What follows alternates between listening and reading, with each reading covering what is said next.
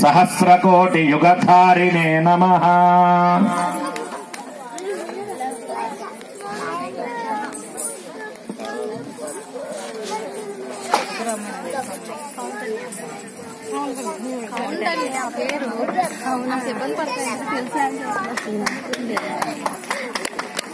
गुरूणां वंदनं श्रेष्ठं गुरूणां अर्चनं तथा गुरूणां स्मरणं नित्यं तस्मै श्री गुरवे नमः। నిత్యం కూడా గురువుని ఎవరైతే నమస్కరిస్తారో, గురువుని ఎవరైతే అర్చన చేస్తారో, ఎవరైతే గురువుని నిత్యం స్మరణ చేస్తారో వారికి గురువు యొక్క అనుగ్రహం ఉంటుంది అని చెబుతున్నారు. అటువంటి గురువులని పూజించడం జరుగుతున్నది. ఆ పాదాలని ప్రక్షాళన చేయటం. ఆపఃపాదావనేజనేర్ద్విషంతన్న జయంతు మే అస్మిన్ కులే బ్రహ్మవర్చస్య సాని. భజంత్రులు మేళం చేయండి. ఎవరన్నా ఇక్కడికి రావాలనుకున్నా రావచ్చు. బసవే మాస్టర్ కోసం, మేడం కోసం రావాలనుకున్న వాళ్ళు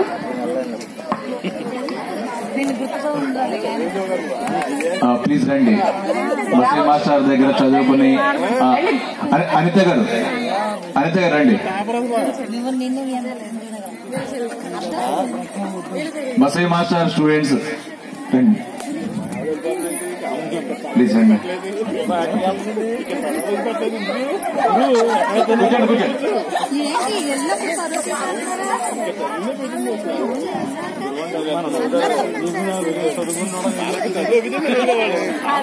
గురువు యొక్క రుణం తీర్చుకునేటువంటి ఎప్పుడు కూడా తీర్చుకోలేమని చెప్పని చెబుతూ ఉంటారు. కానీ గురువుని రుణం తీసుకోవాలి అంటే మరలా గురువు కాబట్టి ఆ విద్యను బోధన చేసినప్పుడే అటువంటి రుణాన్ని తీర్చుకుంటారంటారు. అందులో తృణప్రాయంగా వారిని అర్చించడం కూడా మనం ఆయనకు చేసుకునేటువంటి అనేక రకాలైనటువంటి ఉపచారాలలో ఒకటి. కాబట్టి ఆ గురువుని అందరూ నమస్కరించి ఆ స్వామి యొక్క అనుగ్రహం ద్వారా మనకి గురువు యొక్క అనుగ్రహం కూడా కలగాలని చెప్పని కోరుకుంటూ ఉన్నాం.